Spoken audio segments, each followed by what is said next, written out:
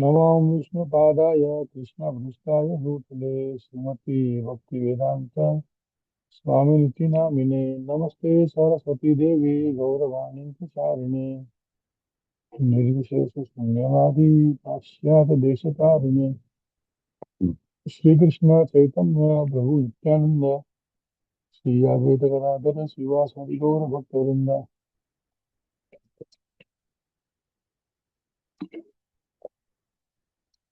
हरे कृष्णा कृष्णा कृष्णा हरे हरे, हरे राम राम राम हरे हरे। तो कल तक हमने क्या सुना कि सबसे पहला अपराध कौन सा है? भगवान के भक्त जो प्रचार में लगे हैं, महाभागवत या कोई भी भक्त जो भगवान का नाम जब भी कर रहा है, उसका निंदा या उसके बारे में बुरा बोलना या बुरा सुनना, बोलना भी सुनना भी दोनों है। यानी कि बुरा बोलते हैं लेकिन बुरा सुन तो लेते हैं। बुरा बोलना भी नहीं है, बुरा सुनना भी नहीं है। और हमने कल देखा कि 26 लक्षण है, तो 26 में से 25 तटस्थ और एक स्वरूप। स्वरूप लक्षण क्या है? भगवान की शरणागति। अब वो चाहे व्यक्ति कोई भी हो, चाहे वानप्रस्थ हो, चाहे गृहस्थ हो, चाहे ब्रह्मचारी हो, चाहे सन्यासी हो, चाहे शूद्र हो, कोई भी हो, कोई वर्ण में जन्मा हो, कोई भी वर्ण में जन्मा हो और कोई भी आश्रम में वो कार्य कर रहा हो, लेकिन मूल तत्व है तो व्यक्ति को भगवान की शरणागति लेनी चाहिए। और हमने कल देखा कि हमें मरकट वैरागी नहीं बनना है। ना मरकट वैरागी, ना फालतू वैरागी, ना वैरागी। हमें बनना है युक्त वैरागी या विरक्त बनना है। युक्त वैरागी का क्या अर्थ है? जो भी वस्तु हम लेते हैं उसका सही मायने में भगवत सेवा में का उपयोग होना चाहिए। अधिकतर हम लोग वस्तुओं को खरीदते हैं इंद्रिय भोग करने के लिए। चाहे कोई भी वस्तु हो, चाहे घर हो, कपड़े हो, मोबाइल हो, एनी एक्सवाइजेड, हम जो भी आइटम खरीदते हैं या लेते हैं या प्राप्त करते हैं, उसका मुख्य गोल क्या होता है कि हम इससे इंद्रिय भोग करें। लेकिन हमें बनना है युक्त वैरागी। हमें हर वस्तु को भगवान कृष्ण की सेवा में लगाने का जरूरत है। इसलिए गीता में भगवान बहुत स्पष्ट कहते हैं, 9वें अध्याय में, यत् करोसि यत् पश्नासि यत् जिघोषि ददासि यत् यत् तपस्यासि कौन्तेय तत् कुरुष्व मदर्पणम्। आप जो भी खा रहे हैं, जो भी कार्य कर रहे हैं, जो भी तपस्या कर रहे हैं, जो भी योग कर रहे हैं, जो भी दान कर रहे हैं, सब कुछ जो भी आप कर रहे हैं उसको आपको मुझे अर्पण करना चाहिए। तो ये वास्तव में मूल सिद्धांत है। क्योंकि इससे हमारा स्वामित्व का भाव खत्म हो जाएगा। हम अपने आप को कभी स्वामी समझेंगे नहीं, या स्वामी समझते होंगे तो धीरे धीरे जो है भगवान को सब कुछ समर्पण करने से मन के अंदर का जो स्वामी बनने का भाव है वो खत्म हो जाएगा। और कल हमने एक और बात सुना कि मायावादी मायावादी कृष्ण अपराधी, उनका हमें संग नहीं करना चाहिए। और एक बहुत मुख्य बात हमने सुनी, ग्रामीय कथा ना सुनिबे, ग्रामीय वार्ता ना कहिबे, खाला ना खाइबे और भाला ना फेरिबे। ग्रामीय कथा ना कहना है, ना सुनना है। दोनों में हमें अपने आप को स्टिक होना है, ना सुनना भी है, कहना भी नहीं है। यदि कहीं पर किसी वक्त के बारे में बुराई चल रही है तो वहां से निकल जाना अच्छा है। या हमारी बहुत उत्कंठा होगी किसी के बारे में कुछ बोलने की, तो उसको भी हमें प्रयत्न करना है कि हम किसी के बारे में कुछ बोले नहीं। और अमान ही न मान है, सभी को मान लेना है और उसको मान की इच्छा नहीं रखना है। ऐसा क्यों कहा जा रहा है? क्योंकि यहाँ पर कह रहे हैं स्वरूप लक्षण एक सर्वत्र समान, आश्रमादि भेद पृथक तटस्थ विधान। स्वरूप लक्षण जो है वो एक समान है, और वो क्या है? भगवान की शरणागति लेना। लेकिन क्योंकि हम अपने आप को सभी से आइडेंटिफाई करते हैं, इसलिए हम वर्ण और आश्रम में अपने आप को डिफरेंशिएट कर देते हैं, अपने आप को अलग कर देते हैं। ये कार्य को हमें कभी करने की आवश्यकता नहीं है। हाँ प्रभु हमेशा एक बात बोलते रहे कि ना ही आम्ही सन्यासी, ना ही आम्ही गृहस्थ, आम्ही गोपीर पद कमल दास दास दासानुदास। ना मैं सन्यासी हूँ, ना मैं गृहस्थ हूँ, ना मैं ब्रह्मचारी हूँ, ना वानप्रस्थी हूँ, ना मैं ब्राह्मण हूँ, ना क्षत्रिय हूँ। मैं क्या हूँ?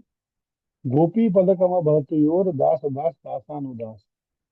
कि मैं गोपियों के दास, उनका दास, उनका दास, उनका दास, उनका दास, आखिरी दास मैं हूँ।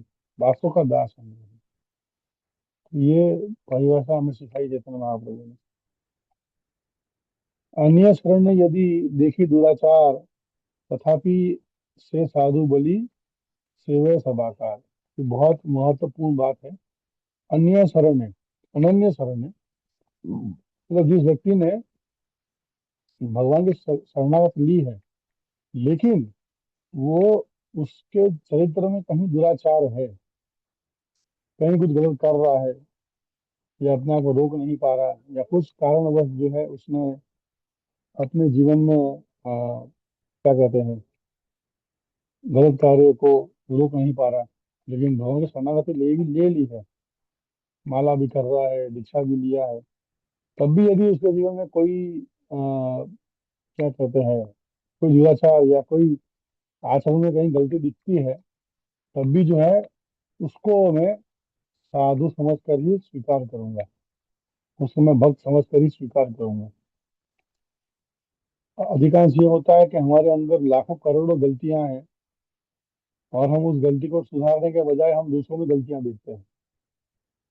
उनकी अच्छाई ना देखते, या उनकी अच्छाई को नहीं देखते, और हम जो है उनकी बुराई को कूट कूट कर देखते हैं।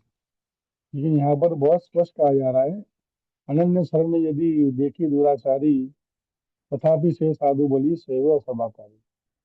यदि इसमें भगवान का नाम जप कर रहा है, यदि इसके अंदर कोई कोई त्रुटि है, मानो कोई त्रुटि रह गई है, क्योंकि इस बात को हमें बहुत समझना पड़ेगा कि हम इस संसार में आज नहीं आए हैं, बहुत जन्मों से यहाँ पर है, और बहुत जन्मों से हम यहाँ पर होने के कारण बहुत सारा अनर्थ, बहुत सारा कचरा हृदय के अंदर कूट कूट के भरा हुआ है एकदम से।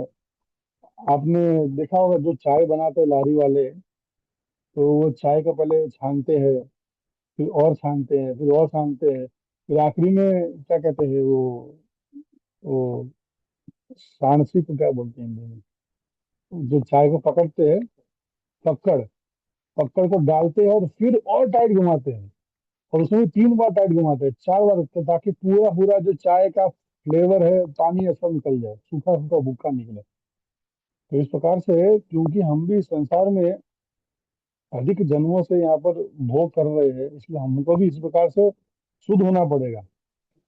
इस प्रकार से हमें अपने आप को निचोड़ना पड़ेगा, इस सब अनर्थों से बाहर निकलना पड़ेगा। और जब तक अनर्थ रहेंगे जीवन के अंदर, जब तक जीवन में अनर्थ रहेंगे, हृदय की दुर्बलता रहेगी, पूजा लाभ प्रतिष्ठा की इच्छा रहेगी, तो क्या होगा? हमारे मन के अंदर कोई ना कोई गलतियां होगी, हमारे आचरण में, हमारे बिहेवियर में कोई ना कोई गलतियां होगी। और ये स्वाभाविक है कि हम सब बीमार व्यक्ति हैं, हम सब कोई ऐसा नहीं है कि भाई माँ के पेट से शुद्ध भक्त बन के आए, या जिस प्रकार से प्रभुपाद और अन्य आचार्य थे जो बचपन से ही भक्ति प्रचार कर रहे थे, हम ऐसे नहीं है। हम तो मांसाहार किए किए, व्यभिचार किए, क्या नहीं क्या नहीं किए, और ये सब करने के बाद थोड़ा बहुत हमें भगवान का आश्रय लेने का अवसर मिला है। तो इसलिए हमें इस बात को समझना चाहिए कि हर संसार में हर व्यक्ति जो भगवत भक्त है, मतलब कहने का अर्थ है जो माला कर रहा है भगवान के नाम का, अगर दीक्षा हुआ है, दीक्षा शायद नहीं भी हुआ हो तो कोई फर्क नहीं पड़ता, लेकिन माला कर रहा है, तो उसको हमें कभी दुराचारी समझना नहीं चाहिए। उसमें भले कितने भी गलतियां हो, कितनी भी त्रुटियां उसके अंदर हो, कितनी भी उसके अंदर क्या कहते हैं समस्या हो, उसको हमें कभी नेग्लेक्ट नहीं करना चाहिए, या उनको हमें कभी भी उनके अवगुण का गुणगान नहीं करना चाहिए। हमें गुणगान करना चाहिए उनके गुणों का, और अवगुण को भूल जाना चाहिए या उनको ध्यान नहीं देना चाहिए। क्योंकि हो सकता है कि आज ये व्यक्ति शुद्ध नहीं हो पा रहा, लेकिन कुछ सालों के अंतर में, कुछ कालांतर में ये व्यक्ति हमसे अच्छा भक्त बन सकता है, या बन भी जाएगा, इसका हमें पता नहीं है। तो इसलिए हमें ये प्रयत्न करना चाहिए कि हम जो है क्या करें, हम कभी भी किसी वैष्णव का जो नाम जप करने में लगा है उसका कभी भी निंदा ना करें, सदैव उसके अच्छे गुणों को देखें। और यदि लगता है कि हम उसके अच्छे गुण देख नहीं पा रहे, हम उसके अवगुण ही देख रहे हैं, तो मौन रहना चाहिए, चुप रहना चाहिए। इतने अधिक समय का, अब यदि ये भी नहीं कर पा रहे, जीवा का वेग हमको बहुत जोर कर रहा है बोलने के लिए, तो हमारा कुछ नहीं होगा। इसलिए ये प्रयत्न होना चाहिए, चाहे व्यक्ति कैसा भी हो। ये क्या पंचायत करने की हमें जरूरत नहीं है, क्योंकि हम किसी के मालिक नहीं है, है ना। एक कुत्ता यदि गलती करता है, या एक बच्चा गलती करता है, उसको उसको मारने का अधिकार या उसको डांटने का अधिकार उसके माता पिता का है, या कुत्ते के मालिक का है। हम ना मालिक है ना माता पिता है, तो तभी हम किसी के बारे में क्यों बोल रहे हैं। जिसका अधिकार है उस व्यक्ति के ऊपर, वो उसको सुधारेगा। यदि हमें दुख होता है कि भाई व्यक्ति गलत करता है, उसको आगे सिखाना चाहिए तो ऐसा मत करो। लेकिन पीठ पीछे कहीं और जाकर बोलना, वो कहीं का आपका समझदारी नहीं है। या उसके बारे में निंदा करते रहना, उसके बारे में चर्चा करते रहना, हर टॉपिक, चाय पे चर्चा। चाय तो पीते नहीं है, लेकिन माला पे चर्चा होती है हमारी। माला करते हम चर्चा करते हैं कि हाँ हरे कृष्ण, हाँ वो वक्त ऐसा है, हाँ हरे कृष्ण ये तो ऐसा है। तो हमें माला पे चर्चा करने की जरूरत बिल्कुल नहीं है। इस बात को ध्यान देना चाहिए कि जो व्यक्ति भगवान का नाम कीर्तन करता है, वास्तव में बहुत सद्गुणी व्यक्ति है, बहुत बहुत उच्च कोटि का व्यक्ति है। क्योंकि वो भविष्य में कभी ना कभी शुद्ध भक्त बनेगा। यही तो श्री कृष्ण वाक्य गीता भागवते यहाँ के पूज्य भी तो सदा सर्वमते। और हमें क्या करना चाहिए, इस निंदा का कार्य ना करते हमें भगवत गीता और भागवत का श्रवण करना चाहिए। मैं देखता हूँ अधिकतर लोगों को, तो उनके पास पंचायत करने का बहुत टाइम है, पंचायत करने का, और ये डबला, ये डबले के साथ दिन भर बैठ के टाइम पास करने का बहुत समय उनके पास है। बहुत बहुत टाइम उनके पास, लेकिन उनको बोलो भागवत पढ़ो, तो बोलते हैं नींद आती है, सर दुखता है, चक्कर आता है, आंख में आंसू गिरता है। लिस्ट निकाल लेते हैं बहुत बड़ी। अरे भागवत पढ़ने से इतना सारा तकलीफ हमको होता है, फोन में तकलीफ बिल्कुल नहीं होता। कथा सुनने में, भागवत श्रवण करने में, पढ़ने में दुनिया की सारी समस्या खड़ी हो जाती है। लेकिन ये इस डब्बे के साथ दिन भर टाइम पास करने में, इंद्र भोग करने में कभी हमें दिक्कत नहीं होती। लेकिन यहाँ पर कह रहे हैं कि व्यक्ति को ग्राम्य कथा को त्याग करके भागवत कथा और गीता की कथा को सुनना और पढ़ने का प्रयत्न करना चाहिए। यहाँ ते आचेता एक निगूढ़ सिद्धांत, कृपा करी जन याचे तई पाए अनाथ। कि ये एक सिद्धांत तो निर्गुण है। निर्गुण मतलब ये एकदम क्या कहते हैं, गुप्त सिद्धांत है, जो हर किसी को बताना बहुत मुश्किल है। कृष्ण नाम रुचि याबे है बे उदय, एक नाम पूर्व पाप है एबा के सय।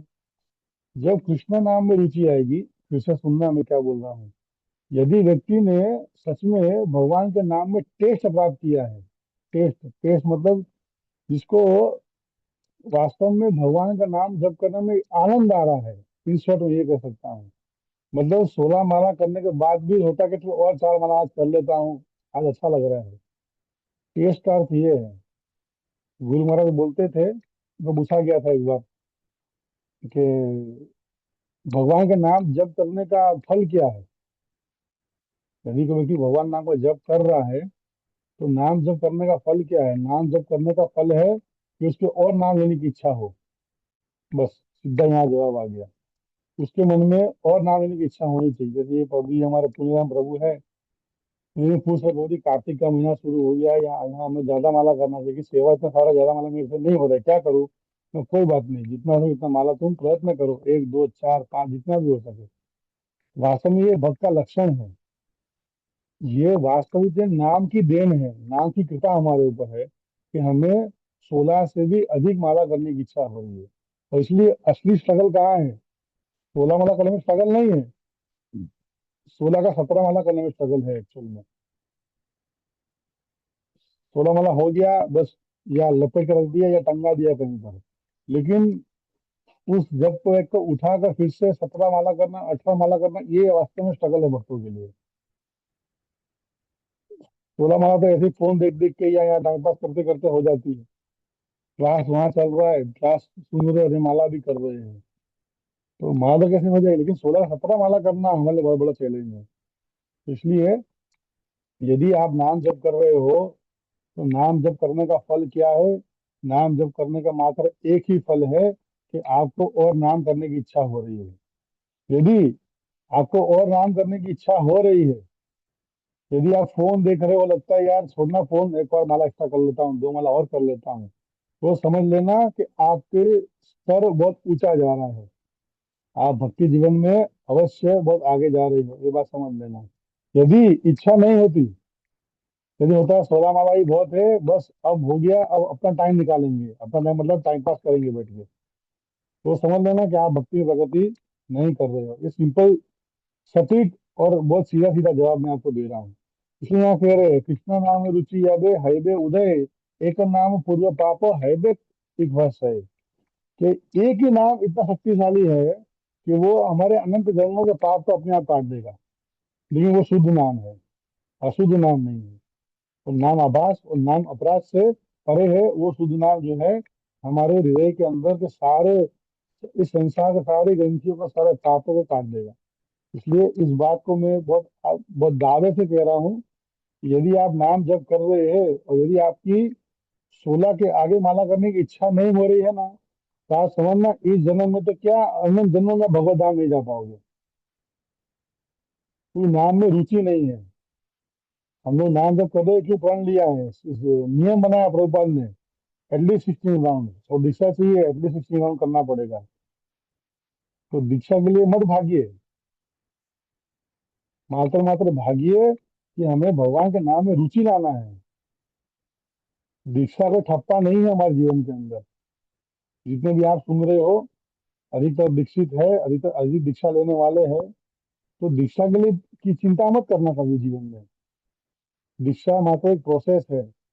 लेकिन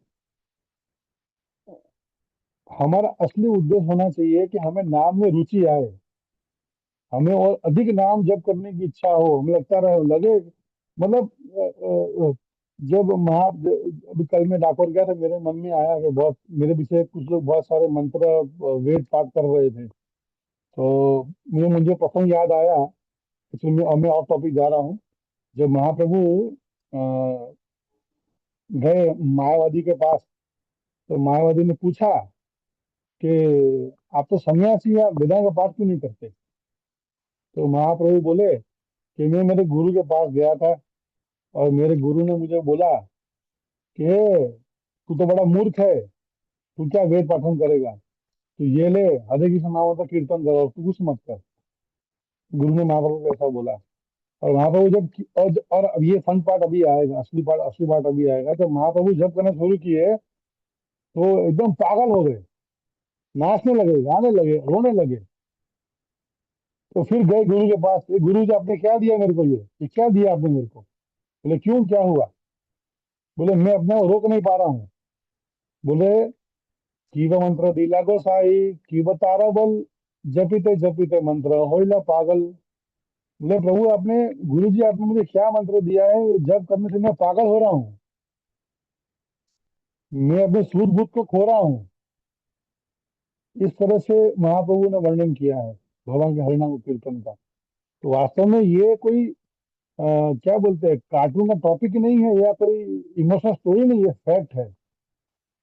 इसलिए हम सभी को ये ध्यान देना, यदि जब करने के बाद हमारे हृदय के अंदर आनंद का छलावा नहीं होता, जैसे जाम झलकता है ना, चीयर्स में इस तरह चीयर्स होना चाहिए मन के अंदर, हृदय के अंदर पूरा सैलाब आना चाहिए भगवान के प्रेम का। तो इसलिए जब तक हम 16 का 18 माला पर नहीं आते, जब तक 16 माला से अधिक माला करने की मन नहीं करता, तब तो समझना है कि हम लोग भक्ति के कोई स्तर पर नहीं आए। जब मन करेगा नहीं है आज 2 माला करना चाहिए एक्स्ट्रा, या 2 माला में तो एक्स्ट्रा नहीं हुआ, बहुत दुख हो रहा है, तब समझना क्या भक्ति की अच्छी अवस्था में हो। इसलिए ये बात तो हमें बहुत गंभीरता से समझना है कि भगवान नाम का शक्ति क्यों इतना प्रबल है, क्यों इतना आनंद देने वाला है। यदि आप समझिए इस बात को कि हम सब भौतिक जीवन तो जी रहे हैं, और भौतिक जीवन छोड़कर हम भक्ति करने का प्रयत्न कर रहे हैं, तो भक्ति क्यों करना है? जो आनंद हम ढूंढ रहे हैं इस संसार के अंदर, वो आनंद हम यहाँ प्राप्त नहीं कर पा रहे, इसलिए हम भक्ति में आए हैं, भगवान के आश्रम में आए कि उस आनंद को अनुभव कर पाए। खाना पीना मौज मस्ती तो भक्त लोग भी करते हैं, ये है कि मांसाहार नहीं करते, वेजिटेरियन खाते हैं, घूमने फिरने तीर्थ जाते हैं। लेकिन भक्तों में और अभक्त में यही जमीन आसमान का अंतर है कि भक्त जो है उसको आनंद प्राप्त हो चुका है, लेकिन अभक्त जो है दर उधर भटक रहा है आनंद प्राप्त करने के लिए, उसे कहीं नहीं मिलने वाला भगवान के आश्रय के अलावा। इसलिए हमें इस बात को बहुत गंभीरता से देखना चाहिए कि ये जन्म में ऑलरेडी कष्ट भोग रहे हैं। कमर दुख रही है, पेट साफ नहीं हो रहा, दिमाग में गैस चढ़ जाता है, और ऐसे अन्य बहुत सारी बीमारी देख रहे हैं हम लोग, बुढ़ापा आ गया है, ऐसे अन्य बीमारी देख रहे हैं। लेकिन क्या ये हम चाहते हैं इस सबको पुनः झेलना, या सच में चाहते हैं कि हाँ बहुत अच्छी बीमारी है, हम फिर जन्म लेंगे फिर से बीमारी प्राप्त करेंगे, सब कोई चाहते हैं कि नहीं चाहते हैं कोई?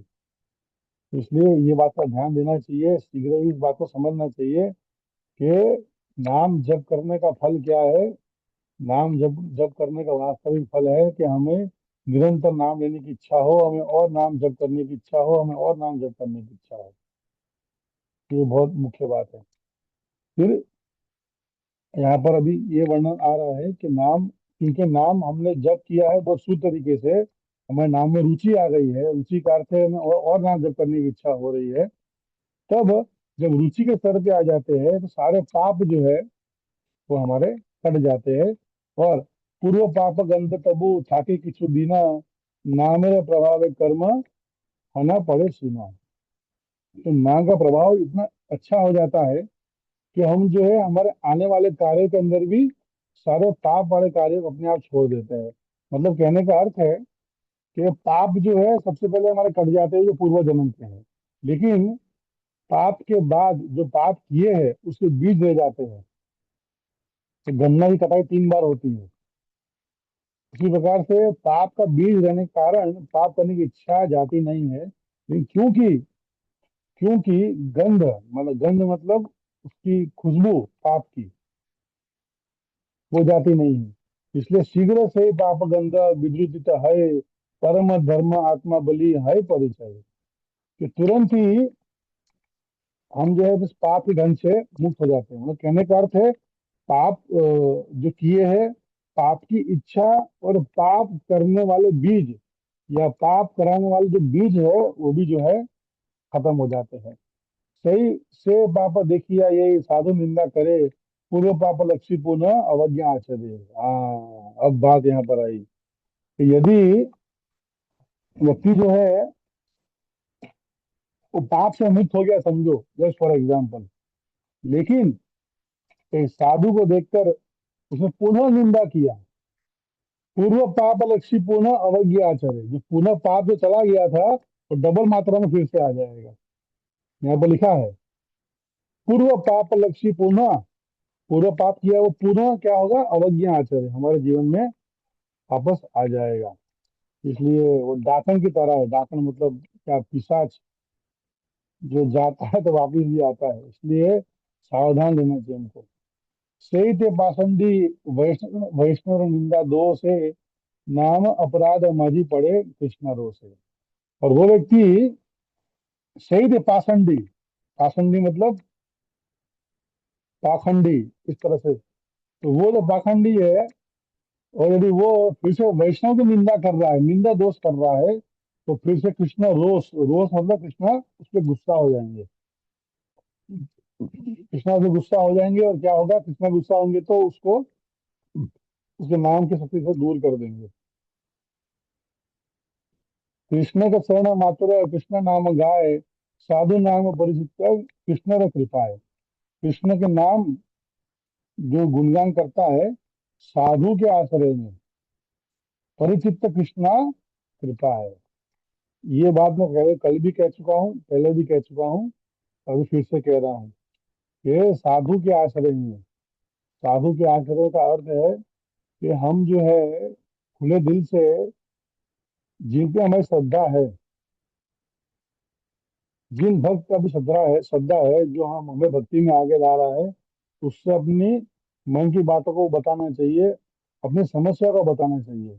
लेकिन होता क्या है, भक्त लोग फोन करते हैं, प्रभु जी उसने ऐसा किया है, प्रभु जी उसने ऐसा किया है। अरे इसलिए इसलिए इसलिए अपने गुरु को कभी फोन नहीं करना चाहिए। गुरु को फोन करना चाहिए या गुरु को बताना चाहिए, गुरु जी मेरे अंदर ये कमियां हैं, उसका मैं क्या करूं, उसको कैसे मैं दूर करके भक्ति में आगे बढ़ूं। गुरु का जरूरत इसलिए है, या साधु की शरणागति इसलिए हमें प्राप्त करनी है कि साधु के आश्रय में रहकर हम में क्या कमियां हैं, हम क्यों तकलीफ प्राप्त कर रहे हैं, हम क्यों नाम जप नहीं कर पा रहे हैं, उसका हमें निवारण मिलेगा। लेकिन हम क्या समझते हैं, हम समझते हैं अरे ये मैं दुनिया देख के आया हूँ, ये मुझे क्या सिखाने वाला है। ये बात को हमें मन से निकाल देना चाहिए। इसलिए यहाँ पर बस स्पष्ट करिए, पिछली बार इसी चैप्टर में थर्ड टाइम आया है साधु की आश्रय के बारे में। साधु का आश्रय नहीं लेते कि धंधा बंदा नहीं अच्छा है, अच्छा हो रहा है, साधु को मंत्र फूकेगा और धंधा अच्छा हो जाएगा, इसलिए नहीं होता है। साधु की कृपा का अर्थ है कि साधु के आश्रय में रहकर हम जो है अपनी कमियां उनको, साधु को बताए, और वो साधु जो है, वो भक्त जो है हमारी कमियां को दूर करे। क्योंकि साधु के पास शक्ति है, साधु के पास शक्ति है। यदि कोई व्यक्ति वास्तव में जेन्युइन, उसको हिंदी में क्या बोलते हैं जेन्युइन को, ईमानदारी, जेन्युइन का हिंदी पता नहीं, याद नहीं आ रहा। यदि कोई व्यक्ति साधु के शरण में आता है और ईमानदारी से अपनी तकलीफ को बताता है, तो साधु के पास शक्ति है कि वो उस शक्ति से उसको दूर करे। जैसे मैं अपना अनुभव बताता हूँ, जब नया नया ज्वाइन किया था, तो महाराज एक न्यू रोड में आए थे। तो मैंने कहा महाराज मुझे बहुत समस्या हो रही है। तो मैं बोला क्या हुआ, क्या हो रहा है। मैं बोला पता नहीं, मेरा साधना अच्छा नहीं हो रहा है, श्रवण कीर्तन नहीं कर पा रहा हूँ। तो महाराज बोले नहीं नहीं, तुम्हें अच्छे से मंगला आरती करना है, तुम्हें अच्छे से श्रवण कीर्तन करना है, ये तुम्हारा जीवन का बैकबोन है। और उसी क्षण से मैं अपने जीवन के अंदर अपने आप वो भक्ति को अनुभव किया, उस शक्ति को अनुभव किया। तो कहने का तात्पर्य ये है कि जो व्यक्ति सच में साधु है, और उनका हम आश्रय ग्रहण कर रहे हैं, तो हमारी समस्या का हल वो दे देंगे। और हम जो समस्या वास्तव में भक्ति करने के लिए भोग रहे हैं, भक्ति में जो हमारे जीवन में अड़चन आ रही है, हमें नाम जप करने में जो अड़चन आ रहा है, वो मात्र मात्र साधु साधु के शरण में जाने से अपने आप वो गड़बड़ निकल जाता है। मैं अपने अनुभव से कह रहा हूँ ये बात को। इसलिए साधु के संग में नाम जप करना चाहिए। और हम नाम जप करते क्या अनुभव करते हैं, मानो कि आपने आज 16 माला अच्छे से किया, तो उस अनुभव को शेयर करना चाहिए अपने गुरु के साथ में, या शिक्षा गुरु के साथ में, जो जिनको आप अपना प्रिय मानते हो। उनके साथ शेयर करने से क्या होता है, हमें भक्ति करने में और प्रगति होती है। जैसे मैं कल लाहौर गया था, तो मैं लाहौर में बहुत कुछ अनुभव किया। तो तुरंत मैंने फोन किया कि वो जी कुछ गड़बड़ तो नहीं हो रहा ना, लेकिन शिक्षा गुरु है वहां से तो मैंने फोन कर दिया, तो जी ये 4-5 दिन से चल रहा है मेरे जीवन में, ये बराबर है कि गड़बड़ है। तो नहीं, गड़बड़ नहीं है, बराबर चल रहा है। तो ये कहने का अर्थ है कि क्योंकि जो हमसे वरिष्ठ भक्त है, जो अच्छे से भक्ति कर रहे हैं, उनके पास शक्ति है हमें सुधारने की, लेकिन आश्रय लेना पड़ेगा। कृष्णा भक्त व्यतीत नहीं का साधुवार, आमी साधु बलि है दम्भ अवतार। हाँ, अब ये बोल रहे हैं कि कृष्ण भक्त अनेक संसार में है, लेकिन मैं दम्भी हूँ, मैं दम्भी हूँ। ये इनका इग्नोरेंस, मैं दम्भी हूँ, इससे मैं ज्यादा कह नहीं पाऊंगा। से बलि आमी दीना कृष्ण का शरण, कृष्ण नाम यार मुखे साधु से जन। अब साधु कौन, ये ये यहाँ पर भी आ रहा है इस चैप्टर में। और जब महाप्रभु की लीला में थे तब ये प्रश्न आया था कि साधु कौन। तो महाप्रभु ने तीन बात बताई साधु कौन है। एक, जिसने एक बार कृष्ण का नाम लिया है जीवन काल में, वो भी साधु है। जो दूसरा, जो नाम जप कर रहा है, दीक्षा लिया है, प्रोसेस में है, परंपरा में है, वो भी साधु है। तीसरा, वो व्यक्ति जिसको देखकर हमें कृष्ण नाम लेने की इच्छा होती है, या जिसको देखकर अन्य लोग हरे कृष्णा बोलते हैं, कृष्ण का नाम लेते हैं, वो भी साधु है। इसलिए तीन साधु का वर्णन यहाँ पर आएगा। तारे हईते हीन बलि अपना के जने, सहिंसु तरुर न्याय अपना के मने, निजते आमनी आर सकले मंद, तारा मुख कृष्ण नाम करे रति प्रद। हाँ, तो अपने आप को बहुत विनम्र समझता है और वास्तव में बहुत सहिष्णुल है, और सभी को मान देना, जो हमने सुना, जो तीसरा श्लोक है शिष्टाष्टकम का, विनादपि सुनी चैना तरोरपि सभी सुना, अमानि न मान देना कीर्तन सदा हरि। तो ये भी एक बहुत महत्वपूर्ण गुण है, जो अब हमें अपने जीवन में इसको कल्टीवेट करना चाहिए, कि तृण से भी अधिक विनम्र, विश्व से भी अधिक सहनशील, सभी को मान देना और अपने लिए मान की इच्छा ना रखना। इस गुण को हमें डेवलप करना चाहिए अपने जीवन के अंदर, ताकि हमें शीघ्र भक्ति प्राप्त हो, कृष्ण का प्रेम प्राप्त हो। और ऐसे लोगों के मुख से सुनने से हृदय के अंदर रति प्राप्त होती है। रति मतलब भगवान के लिए प्रेम प्राप्त होता है। तो हम आज यहीं से विराम लेते हैं, क्योंकि इसमें और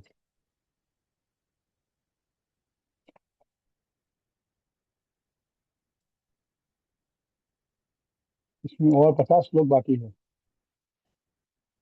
तो किसी को कोई प्रश्न है तो वो पूछ सकते हैं, वरना हम कल से कंटिन्यू करेंगे।